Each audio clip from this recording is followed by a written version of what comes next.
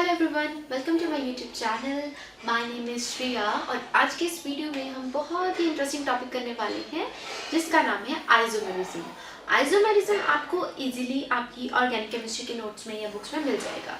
ठीक है, तो आइसोमेरिज्म स्टार्ट करने से पहले हम थोड़ा सा ऑर्गेनिक के बारे में डिस्कस करते हैं कि organic chemistry, what is organic chemistry. सबसे पहले तो यही क्वेश्चन अराइज होगा। देखिए, ऑर्गेनिक केमिस्ट्री में we deal with organic compounds, ठीक है, जिसमें कार्बन और hydrogen, carbon is mainly considered as the carbon compounds are mainly considered as organic compounds, और कार्बन हाइड्रोजन कंपाउंड्स को हम कहते हैं हाइड्रोकार्बन्स। ठीक है, इस तरह से कुछ ऐसे कंपाउंड्स जो पहले कहा जाता था कि मैन मेड, मतलब हम नहीं बना सकते लेबोरेटरी में, लेकिन अब after the formation of urea अब कहा जाता है कि हाँ, ये बन सकते हैं किसी भी इनऑर्गेनिक कंपाउंड से, ये कंपाउंड्स बन सकते हैं। जैसे आपको पता होगा कि the first organic compound which was made in laboratory was urea.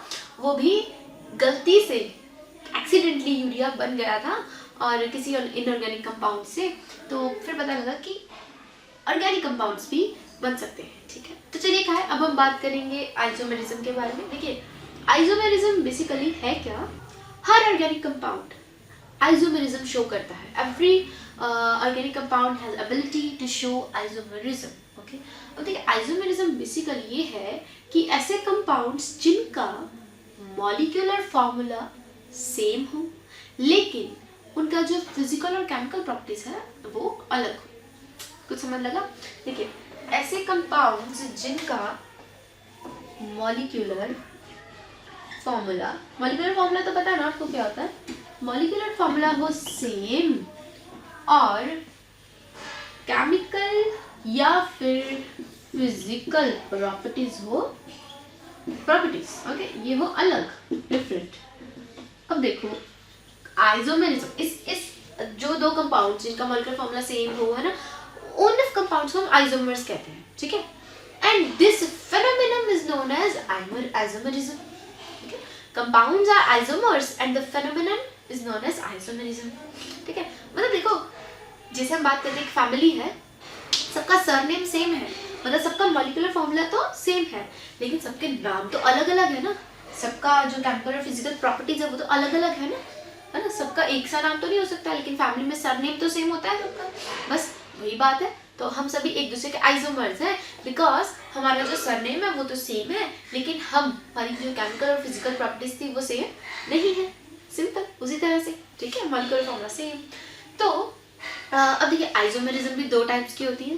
ठीक है, एक तो है हमारे पास स्ट्रक्चरल आइसोमेरिज्म, इस तरफ लिखे है मैंने स्ट्रक्चरल, तो नाम से ही आपको काफी कुछ क्लियर हो गया होगा, स्ट्रक्चरल आइसोमेरिज्म। और दूसरी है हमारे पास स्टीरियो आइसोमेरिज्म। ठीक है, ये दो टाइप्स के हैं आइसोमर्स। अब देखिए, इनके दोनों के भी आगे कुछ टाइप्स हैं। अब देखिए, सबसे पहले तो नाम से ही डिस्कस कर लेते हैं स्ट्रक्चरल आइसोमेरिज्म। नाम से क्लियर हो रहा है? ऐसे आइसोमर्स जिनका मॉलिक्यूलर फॉर्मूला तो सेम हो मगर डिफरेंट क्या होगा? स्ट्रक्चर। सिंपल, स्ट्रक्चर अलग होगा, मॉलिक्यूलर फॉर्मूला सेम होगा। ठीक है, सिंपल है कि नहीं? ठीक है, इसी के आगे कुछ टाइप्स भी हैं। Chain isomerism, position isomerism, functional isomerism, metamerism और रिंग चेन, टॉटोमेरिज्म। ठीक है, ये टॉटोमेरिज्म भी काफी इंपॉर्टेंट है, एग्जाम्स में आता है। ठीक है, उसके बाद स्टीरियो आइसोमेरिज्म है, उसमें जो 11th क्लास में हमारी ऑर्गेनिक केमिस्ट्री, उस पर इतना फोकस नहीं किया गया, मेन फोकस हमने स्ट्रक्चरल आइसोमेरिज्म पर ही करा है, तो we will discuss about that. तो चलिए, अब हम चेन आइसोमेरिज्म की बात करते हैं, जिसको हम न्यूक्लियर आइसोमेरिज्म भी कहते हैं। चेन आइसोमेरिज्म ऐसे आइसोमर्स होते हैं जिनका मॉलिक्यूलर फॉर्मूला तो सेम होता है, लेकिन डिफरेंस कहाँ आता है? जी हाँ, इनकी अरेंजमेंट पर। Arrangement is different. किसकी अरेंजमेंट? कार्बन एटम की। ठीक है, तो चेन आइसोमेरिज्म की हम बात कर रहे हैं। चेन आइसोमेरिज्म में मॉलिक्यूलर फॉर्मूला जो है वो आपके पास आएगा सेम। डिफरेंस किस पे होगा? अरेंजमेंट। किसकी अरेंजमेंट? ये आप साथ साथ शॉर्ट नोट्स में लिख सकते हैं, अरेंजमेंट ऑफ कार्बन एटम। बस सिर्फ इतनी सी बात पे ही ये देखो आइसोमर बन जाते हैं, डिफरेंट हो जाते हैं। ठीक है, कैसे? जैसे हम एग्जांपल ले लें, मान लो एन-ब्यूटेन की, एन-ब्यूटेन या एक एग्जांपल लेते हैं आइसोब्यूटेन की, ठीक है। इन दोनों एग्जांपल से आपको अच्छे से समझ लग जाएगा कि मैं कहना क्या चाहती हूँ। देखिए जैसे अगर एन-ब्यूटेन की बात करूँ तो ये बनेगा हमारे पास CH3 CH2 CH2 CH3 ये बन गया। और आइसोब्यूटेन CH3 एंड CH3 ये बन गया हमारे पास आइसोब्यूटेन, ठीक है। अब जरा ये तो देखो, ये तो इनके कॉमन नेम है ना, आईयूपैक नेम के अकॉर्डिंग इनका नाम क्या होगा।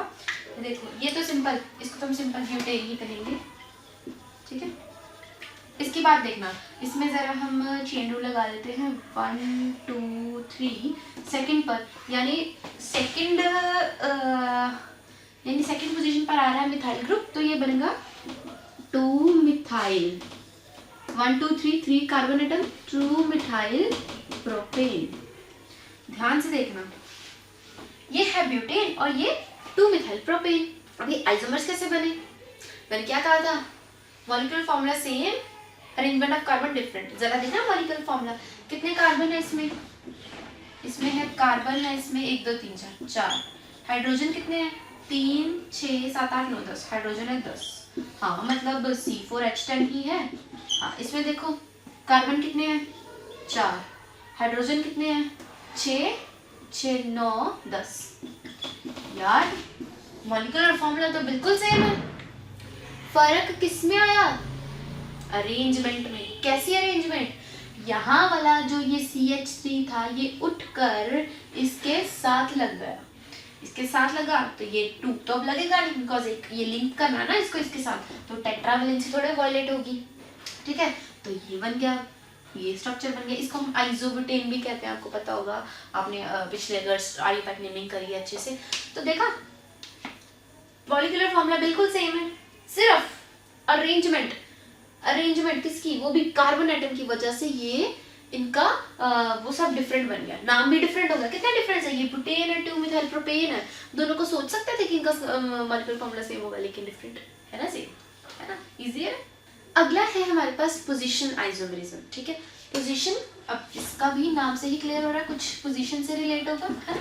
देखिए अब ऐसे आइसोमर्स जिनका स्ट्रक्चर जो है बिल्कुल सेम होगा, अरेंजमेंट वगैरह सब ठीक होगा, डिफरेंस किसमें करेगा, डबल बॉन्ड और ट्रिपल बॉन्ड की पोजीशन में, ठीक है। जरा लिख लेते हैं, ऐसे आइसोमर्स जिनमें स्ट्रक्चर कह ले या अरेंजमेंट कह ले कार्बन एटम की, ठीक है, अरेंजमेंट ऑफ सी एटम सब कुछ सेम होगा, डिफरेंस किस में आएगा, डिफरेंस सिर्फ उसमें आएगा पोजीशन ऑफ डबल या ट्रिपल बॉन्ड।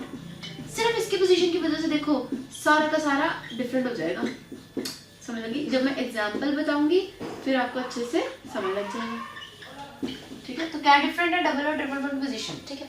अब जैसे एक एग्जांपल करके देख लेते हैं, जैसे कि मान लो एक एग्जांपल लें CH3 CH2 CH double bond with CH2, ठीक है। और एक एग्जांपल हम ले लेते हैं CH3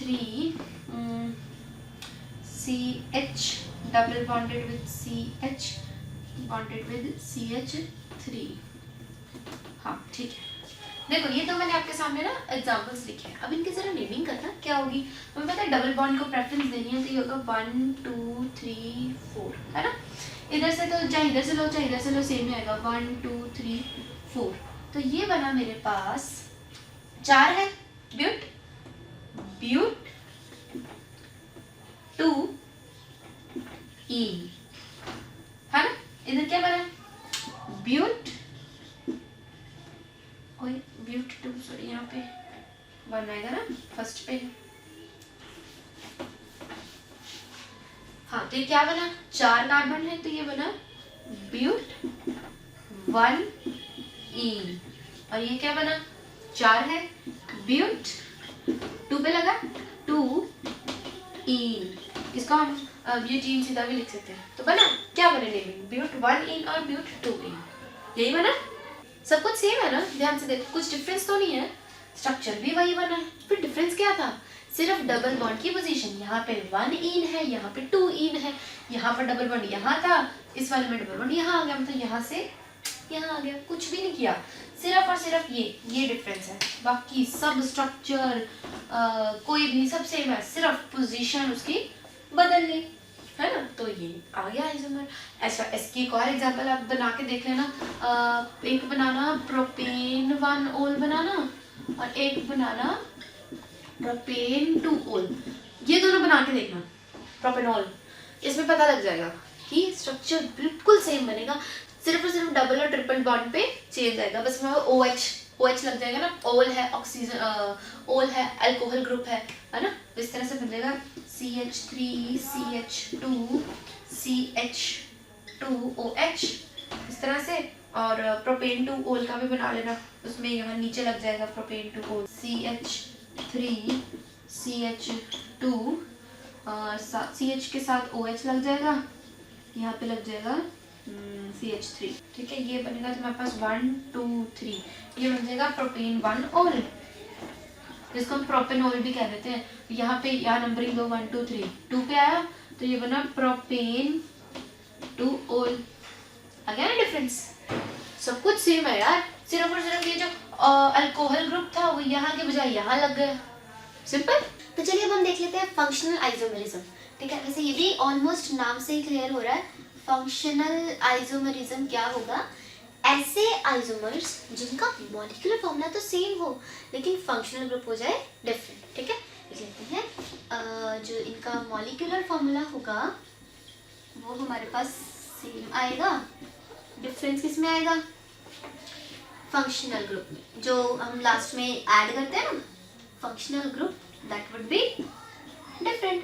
ट्राई करके देखते हैं, कोई भी दो एग्जांपल लेके देखते हैं और फिर देखेंगे अगर तो मॉलिक्यूलर फॉर्मूला सेम है इसका मतलब यही आइसोमर। जैसे कि अगर मैं इथेनॉल बनाऊं तो इथेनॉल बनेगा CH3 CH2OH, ये है हमारे पास इथेनॉल, और एक हम मिथॉक्सीमिथाइल बनाते थे CH3 CH3, ठीक है।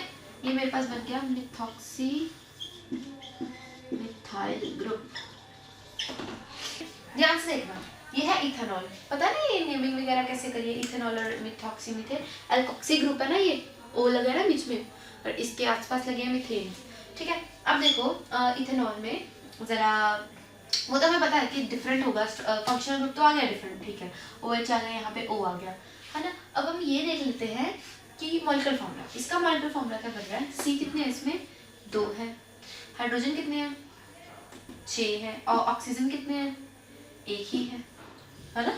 इसका देखें C कितने हैं 2 है, हाइड्रोजन कितने हैं 6 है, ऑक्सीजन कितने हैं 1 ही है, तो भाई ये तो सेम आ गया ना, number of carbon atoms, hydrogen atoms और ऑक्सीजन एटम सेम है, मतलब मॉलिक्यूलर फॉर्मूला सेम है, फंक्शनल ग्रुप डिफरेंट है, इसी को तो कहते हैं फंक्शनल आइसोमेरिज्म, क्लियर। तो चलिए अब देखते हैं मेटामेरिज्म, जो इसकी 4th टाइप है स्ट्रक्चरल आइसोमेरिज्म की, ये भी देख लेते हैं क्या होता है मेटामेरिज्म। देखिए मेटामेरिज्म बहुत इजी है, ऐसे आइसोमर्स जिनका मॉलिक्यूलर फॉर्मूला तो सेम होगा, डिफरेंट क्या होगा, number of carbon atoms on either side. इसका मतलब क्या है बताते हैं, पहले तो लिख लेते हैं कि मॉलिक्यूलर फॉर्मूला होगा हमारे पास सेम, डिफरेंस क्या होगा, number of carbon atoms on either side. इस बात का हमने मतलब समझना है, ईदर साइड इज डिफरेंट, ये होगा डिफरेंट। अब इसका मतलब क्या है, इसका मतलब मैं आपको समझाती हूँ बिना किसी केमिकल कंपाउंड के, बिना किसी ऑर्गेनिक कंपाउंड के इसका मतलब समझते हैं कैसे। देखिए मान लो मेरे पास ऐसे 3 बच्चे हैं, ये 4 बच्चे हैं, मान लो 1 2 3 और ये 4 बच्चे बैठे हुए हैं, ठीक, 4 बच्चे बैठे। अब मैं टीचर हूँ तो मुझे कहीं जाकर तो बैठना होगा, है ना। तो मैंने क्या किया, मैं इन दोनों के बीच में बैठ गई, ठीक है, ये हो गया। या फिर मेरे पास एक और ऑप्शन थी, ये देखो इस तरह से मैं इन दोनों के बीच में भी तो बैठ सकती हूँ, या फिर इनके बीच में भी तो कहीं भी बैठ सकती हूँ। मान लो मैंने 2 केस ले लिए, पहले में मैं यहाँ बैठ गई, दूसरे में मैं यहाँ बैठ गई। जब मैं यहाँ बैठी थी उस टाइम पर मेरे लेफ्ट हैंड साइड पे एक बच्चा था और राइट हैंड साइड पे 3 बच्चे थे, लेकिन जब मैं यहाँ बैठी तो लेफ्ट हैंड साइड पे 3 बच्चे थे और यहाँ 1 बच्चा था। मतलब number of atoms, number of students same थे, सब कुछ सेम था, मॉलिक्यूलर फॉर्मूला सेम था, सब कुछ सेम था। फर्क किस पर आया? मेरी पोजीशन पर। मैं यहाँ, मतलब पहले इस तरह से था, अब इस तरह से हो गया, पहले यहाँ थी अब यहाँ आ गई, और कुछ डिफरेंस नहीं। ये बहुत बेसिक सा एग्जांपल है। अब इसको जरा ऑर्गेनिक कंपाउंड की मदद से करके देख लेते हैं। जैसे कि इथॉक्सी इथेन के हम एग्जांपल ले सकते हैं। Ethoxy ethane CH3 CH2O CH2 CH3, ये हो गया हमारे पास इथॉक्सी इथेन। ठीक है, एक और एग्जांपल ले लेते हैं हम, CH3O CH2 CH2 CH3। ठीक है, इसका नाम है मिथॉक्सीप्रोपेन। 1 पे लगा ना, मिथॉक्सी, एल्कोक्सी ग्रुप है ना, मिथॉक्सीप्रोपेन। ठीक है, ये है हमारे पास इथॉक्सीथेन, ये है मिथॉक्सीप्रोपेन। ठीक है, वो नेमिंग करके देखना ना, ये जो 3 लगे हैं। अब ध्यान से देखना, इसमें इस ऑक्सीजन के इधर 2 थे, इधर 2 थे, मतलब एक का उसने सब्स्टिट्यूएंट ले लिया। इथेन मतलब 2 है ना, अब वो फिर पूरी कार्बन चेन थोड़े, फिर यही कार्बन चेन लेगा ना, है ना, तो ये बन गया इथॉक्सी इथेन, इथॉक्सी ग्रुप लगा। और ये वाला अब इसको मेन लेगा चेन, इन तीनों को चेन लेगा, ये 1 होगा, ये 2 होगा, ये 3 होगा, तो ये प्रोपेन बन गया। इस केस में ये 1 2 थे, इस केस में ये थे, इसमें 1 लगा था इसलिए मिथॉक्सीप्रोपेन, ये इथॉक्सीप्रोपेन। समझ लगा? अब ध्यान से देखना, CH3 CH3O CH2 CH2 CH3 सब कुछ सेम है, सब कुछ सेम है। नाम तो देखो, इथॉक्सी इथेन और मिथॉक्सीप्रोपेन, कितना फर्क आ गया? आ गया कि नहीं? सब कुछ सेम था, ध्यान से देखो, सब कुछ सेम है, बस एक ये ऑक्सीजन उठकर इधर आ गया। जैसे मैंने अपनी पोजीशन बदल ली थी टीचर ने, उसी तरह इसने भी बदल ली, नाम ही अलग हो गया। जरा मॉलिक्यूलर फॉर्मूला देखना, इसमें कार्बन कितने हैं? कार्बन इसमें 4 है, और हाइड्रोजन कितने हैं इसमें? 6 7 8 9 10, हाइड्रोजन 10 है, ऑक्सीजन 1 है। इसमें देखना कार्बन कितने हैं? 4। ठीक है, हाइड्रोजन इसमें भी 10 है और ऑक्सीजन 1। कोई है फर्क? मॉलिक्यूलर फॉर्मूला तो फिर से सेम आ गया, कोई डिफरेंस नहीं था ना। तो this is what metamerism is. अब ये दोनों आपस में क्या हुए? Metamers. Ethoxyethane and methoxypropane are metamers to each other, क्योंकि इनका मॉलिक्यूलर फॉर्मूला तो सेम है, लेकिन there are different number of carbon atoms on either side. Carbon atoms ज्यादा या कम एक साइड पर है। ठीक है, तो अब हम बात करेंगे टोटोमेरिज्म के बारे में। This is a special type of isomerism. Tautomerism exist in dynamic equilibrium. Dynamic equilibrium मतलब इसमें कुछ ना कुछ तो इक्विलिब्रियम, डायनामिक मतलब कुछ चेंज हो रहा है ना, कॉन्टिन्यूस मोशन में है। तो टोटोमेरिज्म में क्या होता है ना, सबसे पहले तो ये स्पेशल टाइप ऑफ आइसोमर्स है। ये होता किसकी वजह से? ये है माइग्रेशन ऑफ हाइड्रोजन की वजह से होता है। किसकी वजह से? माइग्रेशन ऑफ, माइग्रेशन समझते हो? एक जगह को छोड़कर दूसरी जगह जाना। So migration of hydrogen from polyvalent atom to another atom. ठीक है, और इसमें हमें रीअरेंजमेंट करनी पड़ती है। किसकी? Rearrangement of linkage. अब जो लिंकेजेस होते हैं उनकी भी अच्छे से रीअरेंजमेंट करनी पड़ेगी, क्योंकि अगर एक हाइड्रोजन टूटकर कहीं और जाएगा तो फिर बॉन्ड्स में तो थोड़ा सा डिफरेंट आएगा। मतलब ठीक है, तो मतलब एक ही मॉलिक्यूल के अंदर वो अपनी जगह छोड़ के दूसरी जगह जा रहा है। ठीक है, तो वो इसको हम कहते हैं टोटोमेरिज्म। ठीक है, जैसे कि अगर मैं एग्जांपल के साइनेट के एग्जांपल लेती हूँ, अगर मैं HC triple bonded with N, तो अगर ये बॉन्ड टूट जाए तो दिस विल बिकम HC। अब ये डबल बॉन्ड हो जाएगा, कन्वर्ट हो गया उसमें। ठीक है, ऐसे बहुत सारे एग्जांपल्स हैं। जैसे कि अगर कीटोन के एग्जांपल ले लेते हैं, किसी भी CH3C double bonded with O and H। ठीक है, अब मान लो ये वाला जो H 3 हाइड्रोजन लगे हुए ना इसके साथ, तो मान लो इसमें से एक तोड़कर इसके पास भेज देते हैं, तो ये क्या बनेगा?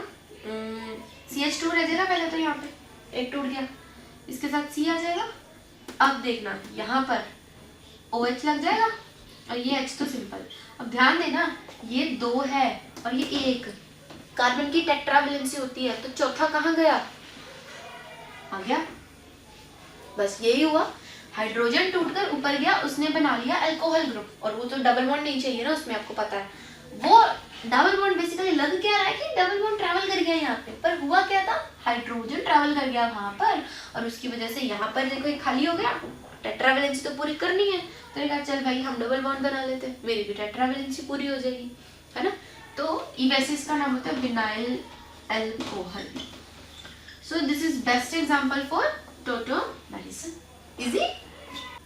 तो चलिए अब हम बात करते हैं रिंग चेन आइसोमेरिज्म के बारे में। रिंग चेन आइसोमेरिज्म, ये बड़ा क्यूट सा आइसोमर है। इसका मतलब क्या होता है ना, देखिए पहली बात तो ये याद रखना, इसमें जो मॉलिक्यूलर फॉर्मूला है वो तो सेम रहेगा, ठीक है, मॉलिक्यूलर फॉर्मूला तो सेम रहेगा। इसकी एक अनोखी बात ये है कि ऐसे कंपाउंड जिनका मॉलिक्यूलर फॉर्मूला सेम हो, वही कंपाउंड रिंग्स भी बनाते हैं और चेन भी बनाते हैं। They form both ring as well as chain, ठीक है, दोनों बनाते हैं। अब जरा कोई अच्छी सी एग्जांपल देख लेते हैं। प्रोपीन की एग्जांपल लेते हैं। CH प्रोपीन है ना, तो CH3 CH doubly bonded with CH, ठीक है, ये बन गया मेरे पास प्रोपीन, ठीक है। अब जरा इधर आ जाओ, ये क्या है, साइक्लोप्रोपीन है ना, लिख दो साइक्लोप्रोपीन। अब आप कहोगे ये प्रोपीन है, ये साइक्लोप्रोपेन है, फर्क क्या है, प्रोपेन है, मेक श्योर कहीं भी डबल बॉन्ड नहीं है, प्रोपीन नहीं है। प्रोपीन ये है बिकॉज यहाँ पर डबल बॉन्ड लगा था फर्स्ट एटम के साथ। देखना जरा इसमें देखो कितने कार्बन इसके, 1 2 3 कार्बन, हाइड्रोजन कितने, 3 4 5 6 हाइड्रोजन। इसके देख लो, यहाँ पता है ना जंक्शन पॉइंट पे कार्बन होता है और उनके साथ 2 हाइड्रोजन जुड़े हुए, क्योंकि बेसिकली ये हुआ क्या था, ये कार्बन ये कार्बन ये कार्बन ये ऐसे में जुड़े थे। अब ये 2 से तो जुड़ा हुआ है, अब 2 हाइड्रोजन से और जुड़ेगा, ये भी 2 हाइड्रोजन से और जुड़ेगा, ये भी 2 हाइड्रोजन से और जुड़ेगा, टेट्रावैलेंसी पूरी करनी है। तो कार्बन कितने हुए, 3, और हाइड्रोजन कितने हुए, 6, कार्बन 3, सब कुछ सेम, कार्बन भी 3 है, हाइड्रोजन भी 6 है, मतलब सेम मॉलिक्यूलर फॉर्मूला है, कौन सा, C3H6, और दोनों चेन फॉर्म में भी अवेलेबल है हमारे पास और साइक्लिक फॉर्म भी अवेलेबल है, ठीक है। इसी तरह से आप ब्यूटीन, ब्यूट1ईन और ब्यूटेन का भी बना, साइक्लोब्यूटेन का भी बना सकते हैं, वो इस तरह से बन जाएगा साइक्लोब्यूटेन, ठीक है, इस तरह से आप बना सकते हैं, उनका भी स्ट्रक्चरल फॉर्मूला सेम होता है। C4H8 ये इसका बन जाएगा C4H8, ठीक है, इसका भी ब्यूटेन1ईन बना के देख लेना, ठीक है। CH3 CH2 CH2 doubly bonded with CH3 वो बन जाएगा आपके पास, ठीक है। इसी तरह से तो ये अभी हमारा सारा का सारा था स्ट्रक्चरल आइसोमेरिज्म के बारे में। अब जरा बात कर लेते हैं स्टीरियो आइसोमेरिज्म के बारे में, जो सेकंड टाइप थी। ये तो उसके सब टाइप्स थे आगे स्ट्रक्चरल के। अब स्टार्टिंग में जाकर देखना, जो मैंने फ्लो चार्ट बताया था उसमें एक साइड पर था स्टीरियो आइसोमेरिज्म, है ना।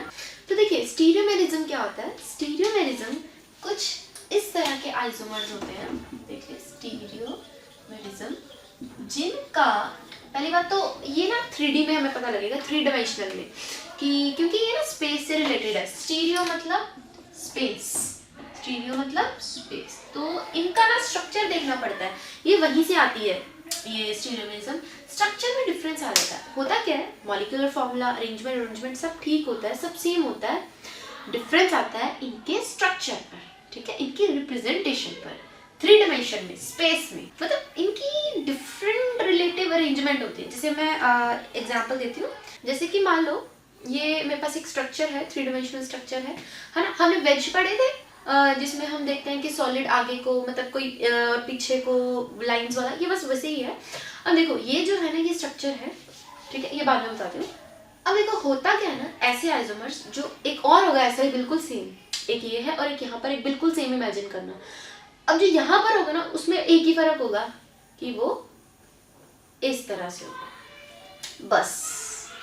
बस यही डिफरेंस होगा। जो यहाँ पर है वो इस तरह से होगा और जो यहाँ था वो इस तरह से होगा, यही डिफरेंस है। इन्हें हम कहते हैं स्टीरियो आइसोमर्स। कुछ नहीं है, बस एक फर्क आया था, पहले ये वाले थे, अब फिर ये आ गया। डिफरेंस बस इतना है 3 डायमेंशनल स्पेस में। जैसे कि यहाँ पर देखो, ये था मेरे पास ये कंपाउंड बनाया मैंने, ठीक है। देखो ग्रीन रेड सेम था, लेकिन इसका स्टीरियो आइसोमर कौन है, ये सेम है, सिर्फ क्या हुआ, ये स्वैप हो गया, बस इतने से बात, ये हो स्टीरियो आइसोमर्स। इनका एक एग्जांपल देख लेते हैं, सिस ब्यूट की एग्जांपल देख लेते हैं इसके हम। C double bonded with CH3 and hydrogen, CH3 and hydrogen. ये आपको पता है क्या होता है ना, सिस ब्यूट 2E ये है। इसका आइसोमर पता कौन होगा, ये देखना, C double bonded with C। क्या कहा था मैंने, ये वाले तो सिमिलर थे ना, ये लगाते थे ऐसे CH3 और H, तो बस ये वाले स्वैप कर दो, ये बन गया HCH3, देखा ये बन गया ना। और इसका नाम क्या था, ये सिस है, वो क्या होता है, ट्रांस, इसका नाम बनेगा ट्रांस ब्यूट 2ene, खत्म। बस नाम सिस और ट्रांस पता है ना, सिस और ट्रांस उल्टे, जो मतलब जो बाहर की तरफ हो और अंदर की तरफ हो, ये आपने पढ़ा होगा सिस और ट्रांस, है ना।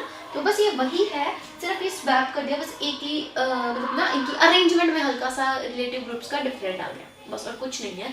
सो cis but 2ene and trans but 2ene best example for stereo isomerism. तो इसी के साथ हमारे आइसोमरिज्म का टॉपिक खत्म होता है। आई होप आपको ये वीडियो अच्छी लगी हो और आपको काफ़ी कुछ अच्छा और इंटरेस्टिंग नया सीखने में मिला हो। तो अगर आपको कोई भी डाउट हो तो प्लीज़ आप कमेंट्स में पूछ सकते हैं। तब तक के लिए thank you and have a good night, good bye.